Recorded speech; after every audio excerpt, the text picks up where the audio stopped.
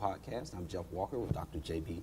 Williams, and we are discussing fathers and sons, a deep look into a father's authority and why the decline or the absence, not absence, but the decline of fathers' authorities in the kingdom and in the home. And we left off last time speaking that the mother's authority trumps the father's authority in certain aspects and positions in households and in most households. In most households. Particularly among minorities. Yeah. People of God. Yeah, mama's word is mama wants to be, or mama has to take on the role of mama and daddy. Doesn't have to. Yeah. They choose to.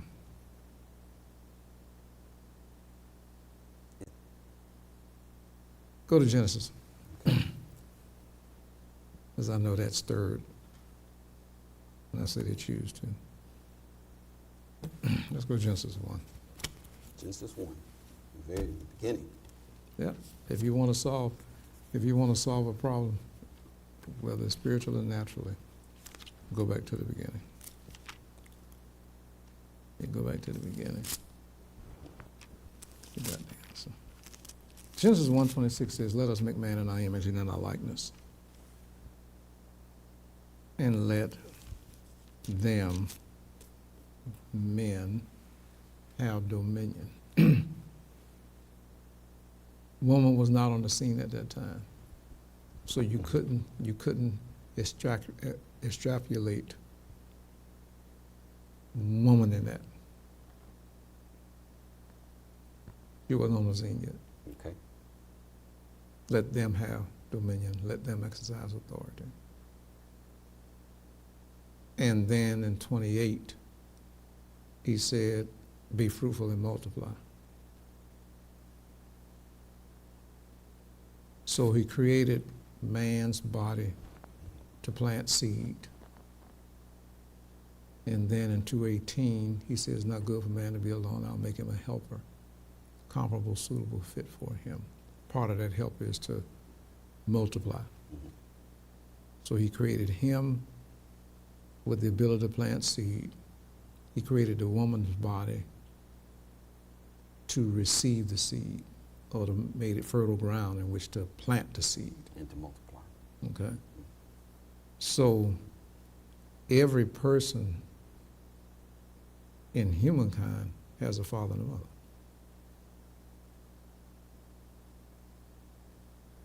Now, let's say the father left.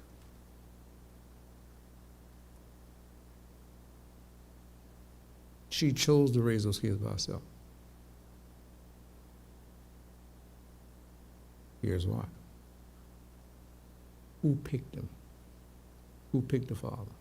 She did. If she had done what the Word of God, well, if she had been in God and do what the Word of God said, he'd still be there. So you don't put the blame on the man. You got to put the blame, everybody sharing the blame. Because she said yes to him. She took her drawers off and laid down. And let him plant the seed.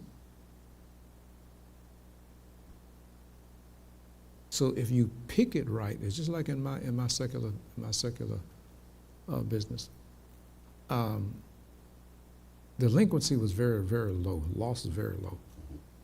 The last tour I did, managed an investment fund, we invested in commercial real estate projects.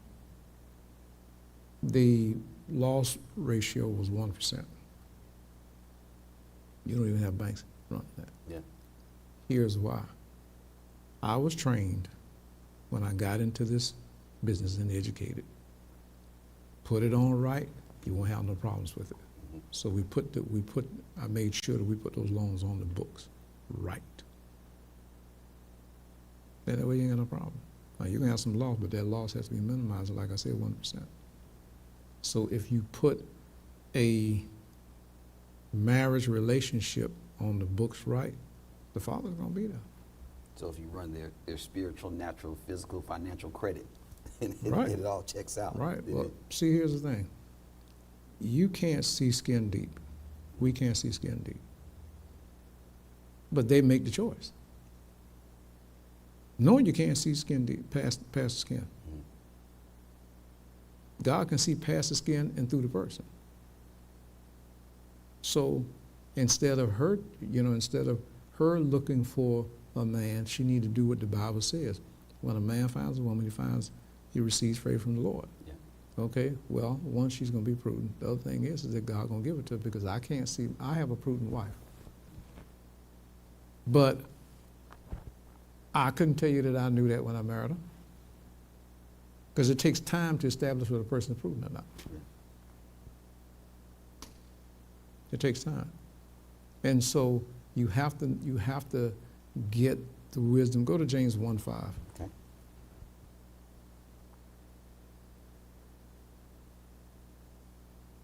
James 1:5. Because we need to just talk about that a little bit, because there's this notion that men just run off. Sometimes men get run off. Darling, get me the contentious wife, woman. If any of you lacks wisdom, let him ask God. Okay, hold it right there. If any of you lack wisdom, let him ask God, right? Mm-hmm. Okay. In your line of work, in your line of living, how many times have you heard a woman or a man who wants to be married ask God? Now, they ask him for them, because they want one. Yeah. But see, asking God for a wife and then give me a man or woman is different. Because if you really ask God for a wife, when you ask God, you're going to do what Mark 11:24 says. Whatsoever thing you desire when you pray, believe you receive them, and you will have them. You order something on that iPad right now. UPS ain't going to be at your door when you get through praying. Or FedEx. It's going to take time, right? Yes, sir. Okay, because you got to put it in the cart or bin, It has to be handled. right? Then you got to pay for it. Yes. Yes. You get a receipt, and then the order has to be fulfilled. Some companies have fulfillment companies that strictly just do fulfillment. Mm-hmm. And so they got to get the message that X need to be filled, right? Could be on back order. The point is, you having it is subsequent to you receiving it. Okay? The point is, Hebrews 6:12 says, with faith, through faith and patience. So it's not going to happen overnight. Mm-hmm. Here's why. From time to time I buy cars. And one of the things I have to do is check the length of the car, because they're making the cars bigger and longer. Yeah. Okay? And you can't judge by when you see them. As an example, the car that I buy for my wife, when you see it from a distance, it looks small. And that's because when they ride, they raise. And so when things get higher, they look smaller. When they lower, they look longer. Okay, so you got to do the due diligence. Just like Luke 14:28 says, before you do something, sit down and count the cost to know whether you're able to do it or not. Okay, so when God has to prepare you to receive the woman, or you got to prepare her to receive the man. Yeah. And that's why things wind up being broken, because you want a husband, but you don't know how to take care of a husband. You want a wife, but you don't know how to take care of them. Because the taking care of them is different. You got to provide, but you got to take care of that man. Yeah. As an example, that's a workhorse you have hired to work for you, to take care of you. Okay, his health is tantamount. So you have to know how to take care of him. You got to know what supplements he should have, and you got to know how to get him in him. Whether you got to put it in his favorite food, crush it up, put it in what he drink, whatever. You got to get it in him. You got to know all those things. Now, when I'm saying this to you, your mind should be going back. How many wives do you know that do those things? Not many. because they don't know, because they can't do what they don't know. But if they would sit their behind down somewhere and let God prepare them for that, he would bring those things to them. Because he says in 3 John 2, I wish above all things that you prosper. What's that number 2? Be in good health. Yeah. Not healed, Yeah, health. yeah. My wife is the queen of regulating what goes in. Right, right, right, right. Because that's love. When I was preparing to come this morning, think about my wife. I have no feelings for my wife.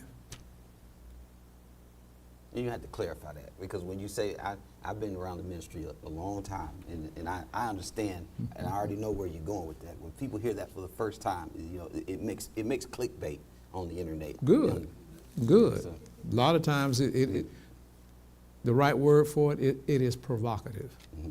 And it's designed to be. It's intentional. Okay. It's intentional. But at the same time, it's truth. I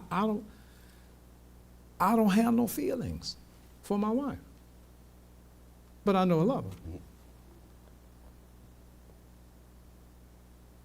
This morning, she normally makes the bed up. I made it up.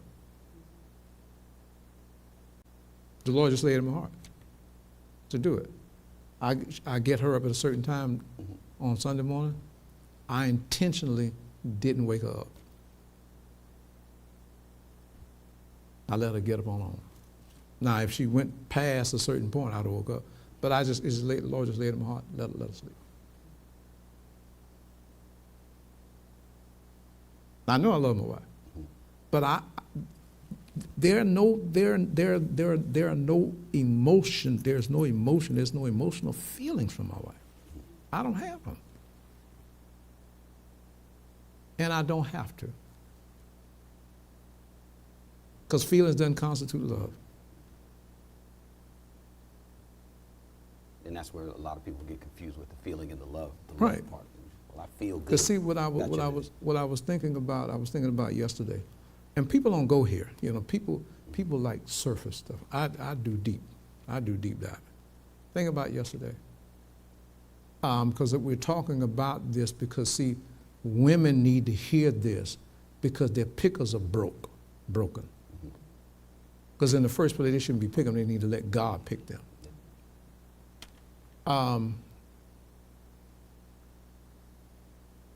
61 years ago, 62 years ago, 61 years ago, somewhere thereabouts, I was going to be married. I wasn't old enough to be married because back then you had to be 21 to be married. And I think I probably around 20, I think, somewhere. Because I graduated from high school, but I graduated early. And my father wouldn't sign the license. He said, no. He wouldn't sign for me to go in the military. He wouldn't sign for me to get married. I said, no. He knew what he was doing. And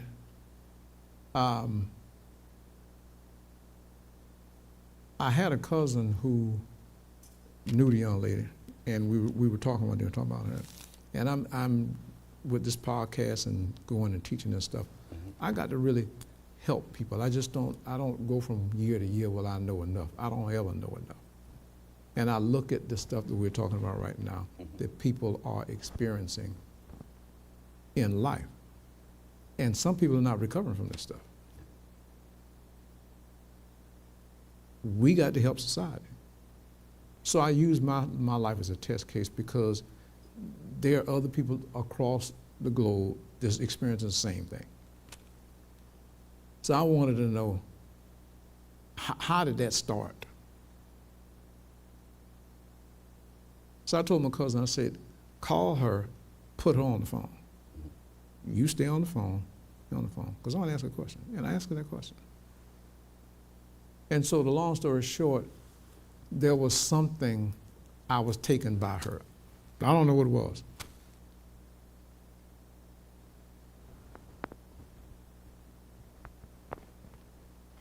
It was the same thing with my wife. Not initially. And so, what is it in humankind that motivates people to be taken by people? You got to know what that is, because that's the linchpin, because that's where it starts. See, because in both cases it wasn't lust. I don't believe it wasn't, but I'm older. In her case, I know it wasn't. But what was it? Because I wasn't saved in either case. The young people call it a vibe. I guess you got a vibe. It's energy. That's why you're sitting here, and rather than somebody older. She was a vibe. But whatever it is, we got to identify what that is and make sure that it doesn't continue to harm. We allow it to harm, because it's harming. It's harming people, because people are getting together that has no business together. And once the vibe wears off, then they.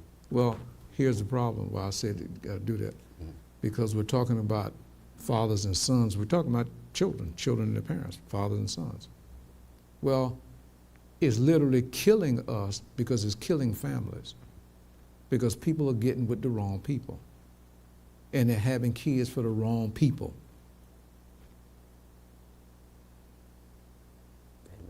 Okay, and so they're getting around here calling about deadbeat dad. Okay, why is he? You got my chapter I told you to get for me?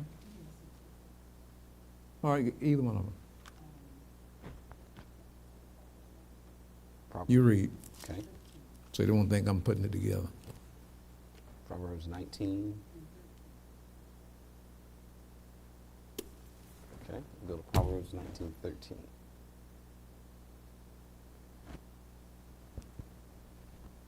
Proverbs 19:13 says, the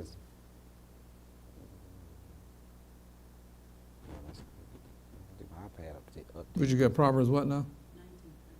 Oh, that's right above Okay, here we go. 19:14. I got it. Fathers. A foolish. 13 says a They foolish got all son. right there together. A foolish son is the ruin of his father, and the Pause. Pause. mm-hmm. Read it again. A foolish son is the ruin, and ruin is actually the is italicized. The foolish son is the ruin of his father.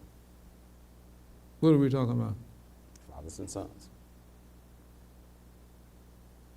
Continue. And the contentions of a See, so that tells you that relationship is tantamount. It was the first relationship that Satan torched. You know, historically, religiously, they have said that it was the marriage. It wasn't. It was the father and the son. The woman wasn't on the scene yet. Now, she was the one that goaded him, but the relationship that was established first was the father and the son. Now, if it was the marriage, why they continued? They didn't get no divorce. They wouldn't have babies. I never read anywhere where they separated. But the son and the father separated. Now, to show you vividly what that's talking about to the ruin of the father, figuratively speaking, what wound up happening? God got in an earth suit and came down here to rescue us. God the Son. First, he separated himself from his father. That was the death. Then he subjected himself, he allowed himself to be tortured and murdered. That was God the Son in that body that experienced all of that. Virtually to a ruin of a person for what reason? Because him and his son parted. And he believed that's what he had determined he had to do to get back in the right fellowship with him.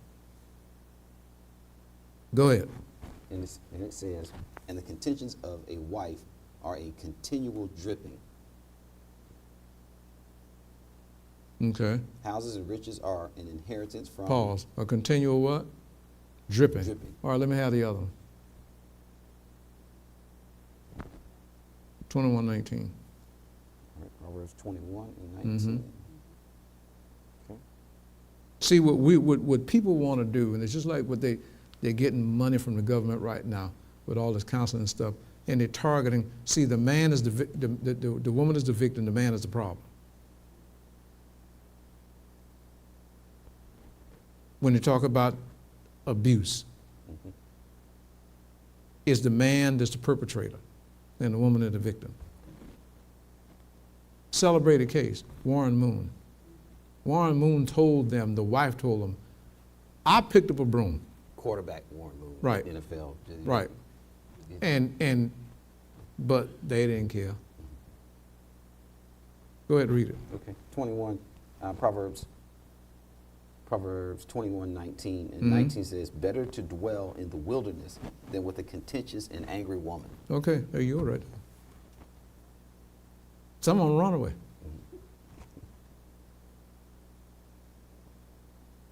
To dwell in the wilderness. Right.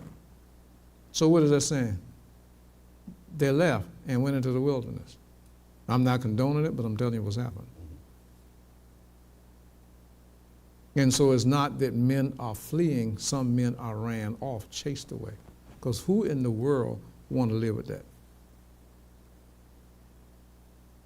Just never enough. Yeah. Just always complaining. And a lot of women do that.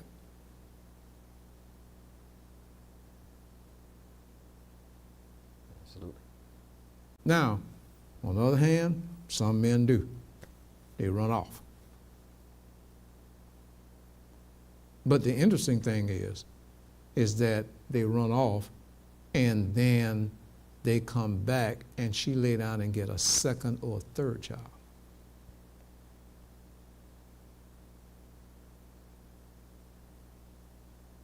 Now, in the interim where he's off laying eggs somewhere else and he circled back to lay egg back where he The original nest. the original nest, okay, she has spewed venom into the heart of the son.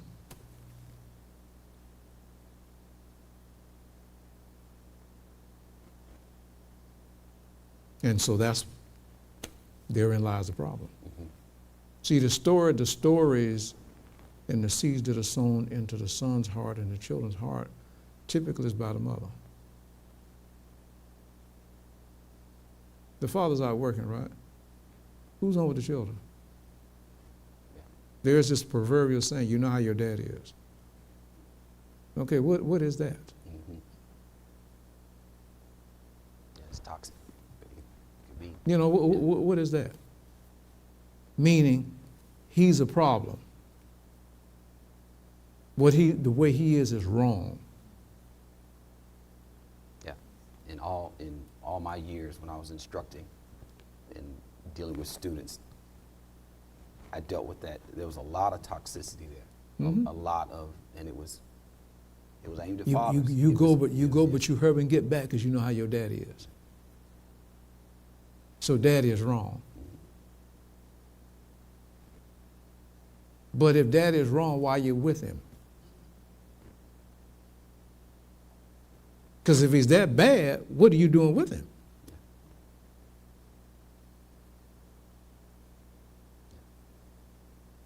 And so that's one of the reasons why they have a greater pull in the household, because they're the one that's telling the stories.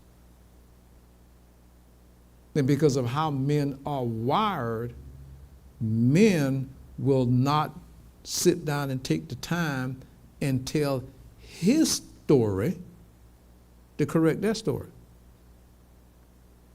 Because we're wired like that. I've never sat down with my ex-wife, I've never sat down with my kids and tried to count or nothing.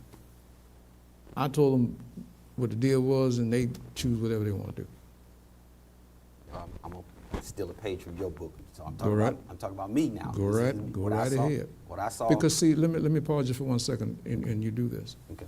See, people get on podcasts and people teach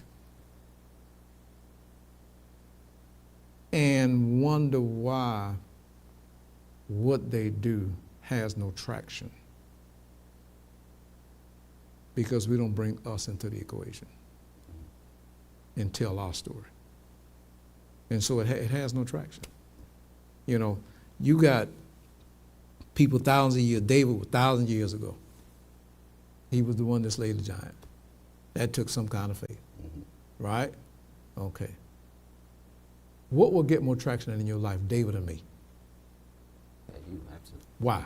You're alive. You're a living witness. There you go. Yeah. I'm hearing and seeing. I'm living, breathing the same polluted air.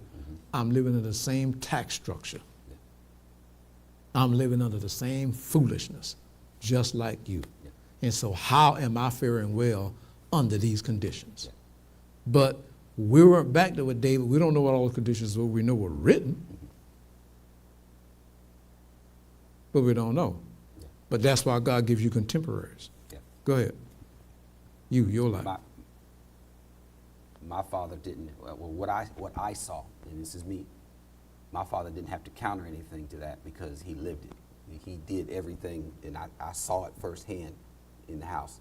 You know, Mama couldn't say, "Well, your daddy's not any good," or this, that, and the other. It's like, well, he's here providing every day, and he's spending time and teaching me and sowing into my life. There was, if anything had been said, which never was, but I noticed that with other relationships that from other folks, that if the father's there and the father's doing what he's supposed to do, no matter what's being said, it kind of like goes in one ear and out the other. But there's a reason. Your kids interact with other kids. Yeah. Then they see in other homes. With daddy, it's just a free-for-all with daddy. And so they want that. Yeah. So they envy other daddies. Well, they see it on the internet now. It's Yeah. amplified 100 times more. But see, when people scroll. there's something else. Mama agrees with it. She does. Because the scripture says don't covet your neighbor's stuff. Okay? In some cases, wives covet other women's husbands. He does this for her, he does that for her, he did this for her. Yeah, you smiling because you know about that. Yeah, absolutely. Yeah, they did this for this, they did that for that. And so they covet other people's husbands. Well, if you're covering the husband, you're covering the daddy too.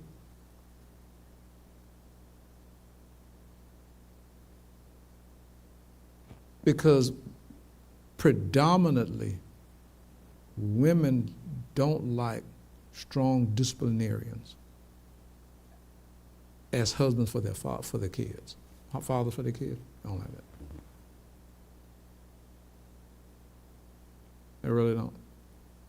I've lived almost 100 years. I've observed life. Almost I'm months away from 8 decades. They don't. Particularly when you got a subsequent marriage and the father didn't lay those seeds. And the children sense the rift there, and they Absolutely. test it daily. No, they use it. Yeah. They exploit that gap. Yeah. He can't beat me. He has no authority over. Right. But see, going back to putting it on the books right. See, instead of dealing with bank accounts and stuff, that's what you need to deal with. Yeah. Because you're going to live with that you're going to live with that more than a bank account.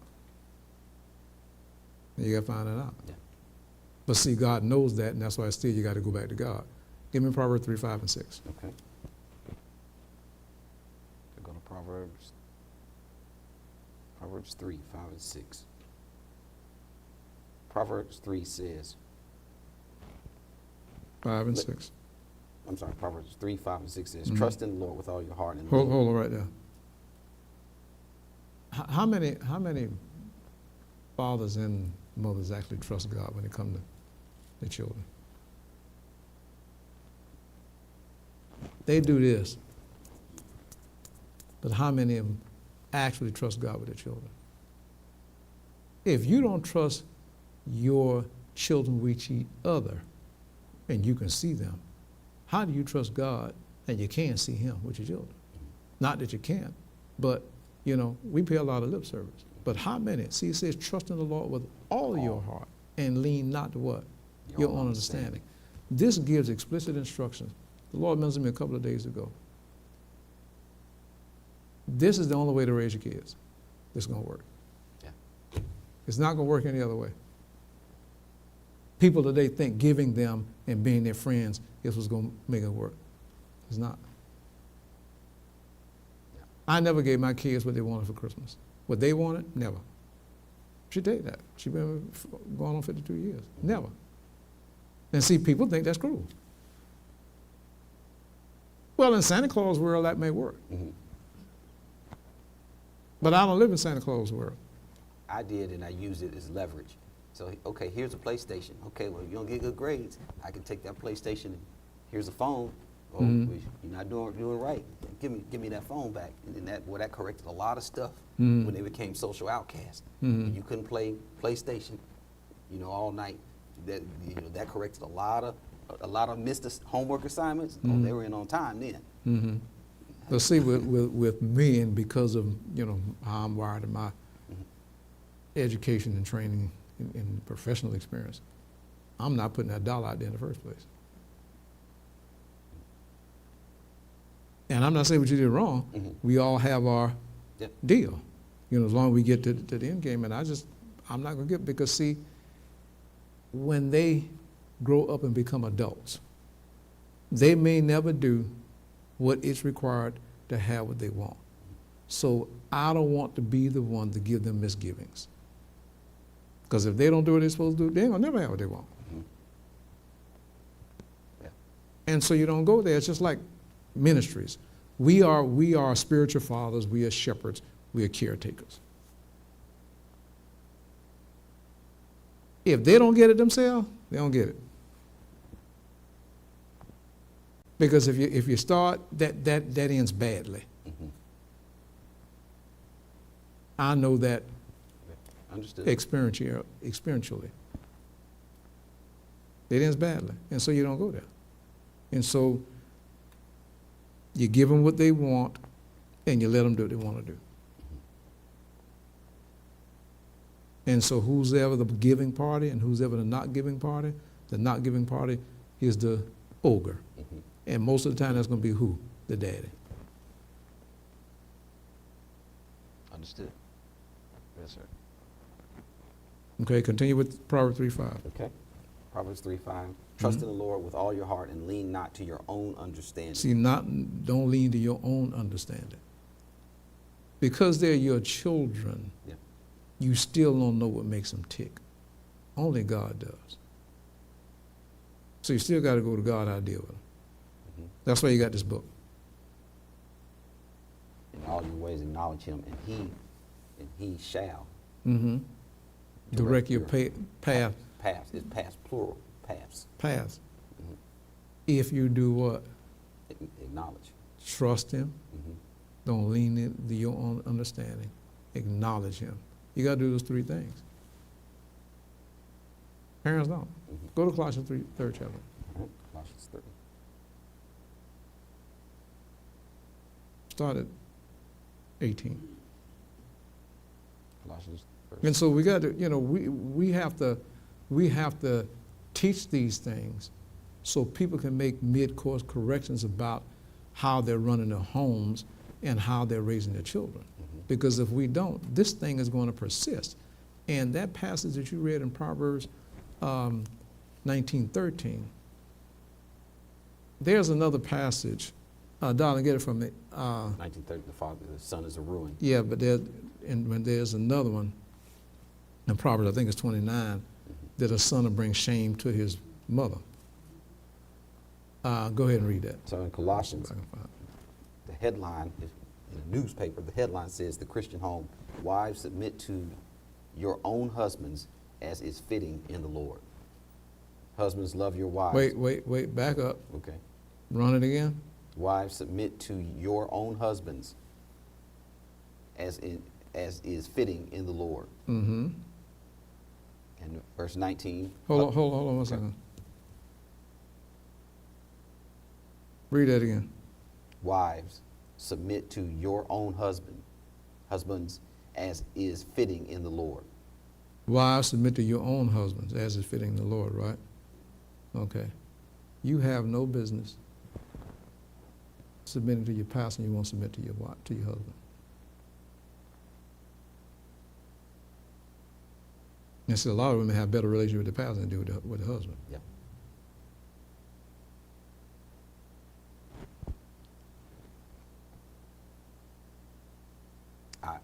I have seen that and have witnessed that. I see.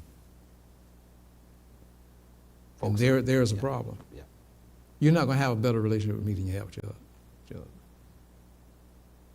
husband. I'll see to that.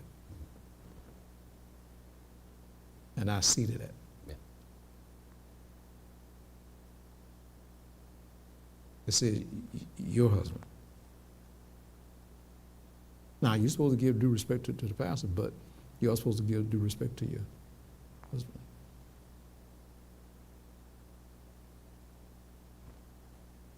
Hold that, Mhm. go to Ephesians 5:33. Okay. Heading to Ephesians 5:33. Mm-hmm.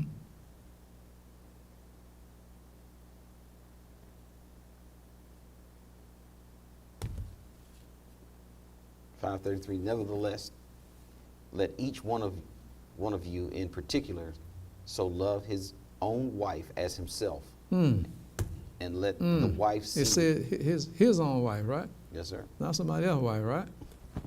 Huh? His own wife. Okay, we should His not have own better. wife. We should not have better relationships with other women better than we have with our wives. Yeah. Than with the pastor's wife, as an example. Yeah.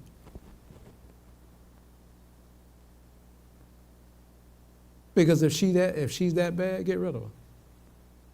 Make sure you do everything God told you to do first. It's like I tell, wow, if the husband is that trifling, and he all that bad because all you do is complain, do everything that God tell you to do, and then get rid of him. Mhm. Go ahead. And let the wife see that she respects her husband. So verse 33 says, nevertheless, let each one of you Mhm. in particular so love his own wife as himself, Mm-hmm. and let the wife see that she respects her husband. Those are the two things. Husband got to love the wife. Wife got to respect the husband. You know why he put that in there? Huh? Because those are the two Achilles heels in a marriage. Mhm. When you ruling your husband, you don't love him. You don't respect him. And when you're being bitter towards your wife, you don't love her. Colossians 3:19. Let's go back there. Okay. See, fault is everywhere. We don't have, none of us have can take the position, well, I'm okay and she broke. No. Matthew 7 says, you trying to get, I'm trying to get the flick out your eye, Mhm. and I got a beam in my eye. I'll put your eye because Mhm. I can't see good. Because I got that beam in my eye. Did you find that for me, darling? Colossians 3. Colossians. Yeah. Sorry. Yeah, read that, and then we're going to go Colossians Colossians 29. 3:19 says, husbands, love your wives and do not be bitter Yeah. towards them. Right. Why? Because we have a propensity to. See, these are solutions to Mhm. problems that exist. Mhm. Because husbands are. Now, some just more aggressive than others, but Mhm. we all have that propensity. Because otherwise, he would have said, white husbands, don't be bitter towards your wife. Colored husband, don't be bitter towards your wife. Mhm. Brown husband, don't be bitter towards your wife. Mhm. Indian husband, don't be bitter towards your wife. Chinese husband, don't be bitter towards your wife. He said what? Husbands. Because all flesh is the same. Mhm. Then if you observe long enough, you'll pick it up. Yeah. You'll see it. Like I said, some just mild, some is overt, and some subvert. Yeah. Because that's the nature of the fall. That's the nature of the fallen nature when it comes to man. When Adam and Eve messed up with God, he said in Genesis 3, your husband will rule over you. Hostility between the husband and wife. On board. Mm-hmm. The difference with saved folk is we got the power to resist it. Yeah. When you're not saved, you don't have the power to resist it. That's what it's The going. power and the information right here in the playbook. Right. here. This is how the defense is going to attack you. Here's your offense. There it is. Here's the play you run. There it is. Give me Proverbs 29:15. Okay.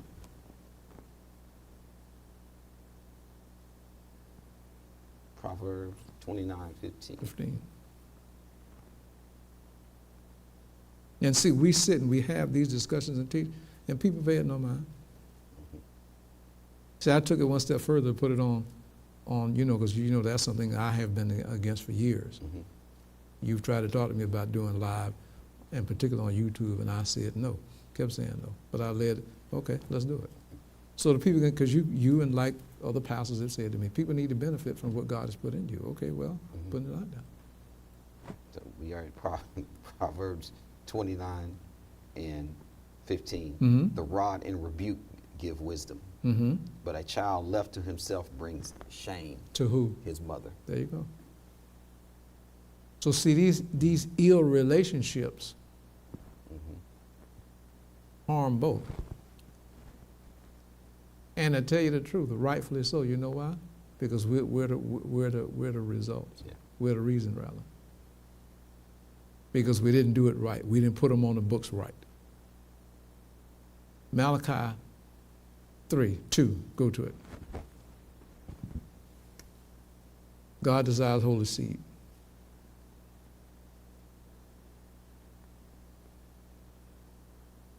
Malachi 3.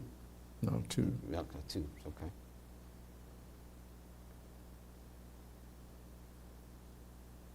Malachi 2.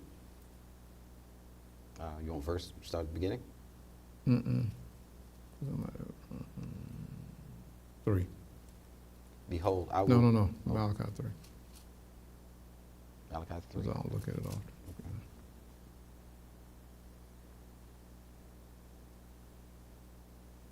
Might be 15.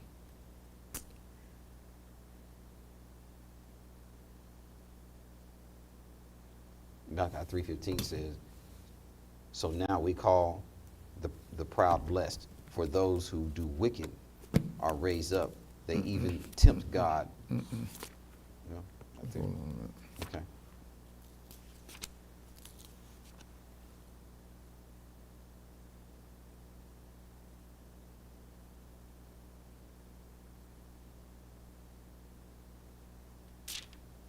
Here it is. It's 2. It's 2. Okay. Mm-hmm. Because I was trying to get that iPad and it wasn't working. 2. Start at 15. All right. Malachi 2:15 says, but he did not make them one, having a remnant of the spirit. Have a remnant of the spirit. Mm-hmm. And why one? He seeks godly offspring. There you go. Therefore, You got godly offspring. Okay. take heed of your spirit. When you take ungodly folk produce children, you're producing unholy seed. So they're born and delivered with problems. Mhm.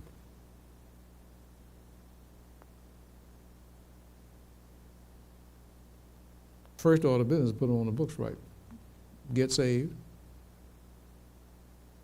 get married, build a household, then have children. They don't do it right. See, sometimes because the household is not built and there's scarcity when it comes to finances, that creates a problem on kids. Because things that kids should have and deserve, they don't have them. And so that creates hostility. Because why not? Everybody on the block kids got what they need and you on the block. And I'm not talking about stuff, like I said, in terms of giving kids what they want. I'm not talking about that, things they deserve. In education. Right, as an example. Yeah. Okay, a relationship with God. And they never go to church. Yeah. They never know and hear anything about God. They don't have a godly example before. Mm-hmm. That's supposed to be in the house. Yeah. And so we don't put them on the books right. A godly seed is going to come from godly folk. And godly folk is going to bring Jesus and God into those kids' lives from the onset. Yeah. They identify problems and deal with conflict totally different than folks who were raised in warfare or ungodly, like you said. Right. Right. And in all my years of training students, you could tell who deals with people on a housewife's level versus a godly level, Mm-hmm. versus a reality show TV, and how they Mm-hmm. interact. I mean, that's No, but you deal with these young, again, that's why you're sitting here. Because people have to, because you got, get 1 Corinthians 13:11 before I say this. okay. Now read it.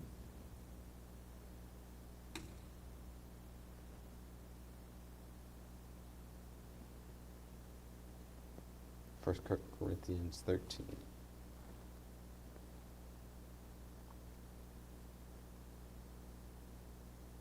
First Corinthians 13:11 says, "When I was a child, I spoke as a child. I understood as a child. I thought as a child. But when I became a man, I put away childish things." Okay. Does it say 18, 19, 15, 20, 21? Nope. You got 40-year-old children. Yes. You got 50-year-old children today. I'm not talking about children with respect to they have parents, because I don't care how old you get. My mother was almost 100 years old when she left here. I'm still a child. Yeah. But I'm talking about that reference to a child. They still have immature, self-destructive habits that they Right. never reconcile. Right. Right. So you got to deal with that stuff. You got to deal with it. And so in order to deal with it, you have to know where they are. That's where you come in at. The things that you say, because you're dealing with them, you don't succumb to them and you don't come down to them. Jesus doesn't come down to us. God doesn't come down to us. We have to come up to him. He provided a way for us to get to him, but we got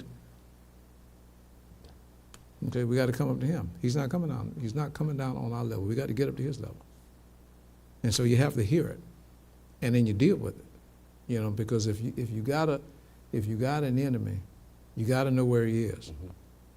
Mm-hmm. When we lived in Miami, this is back during the early 80s. Yeah, early 80s. Somebody broke into the house. The first order of business is to find out where they broke in at. Because if you don't find that, what's going to happen? They're going to come back and keep hitting you again. Yeah. So you got to know where the problem is, and so you got to know what these kids are thinking, and how they, what their playbook looks like. Because if you're going to win a game, you got to know the playbook of the opponent. That's it. We're about done. Yes, you sir. want to close it Yes, out? Sir. You've been watching Abundant Living Faith Podcast with Dr. J.B. Williams. Tune in next time. We'll be talking about more fathers and sons. Standing, sir. All right, young man. Yeah, make sure you take them.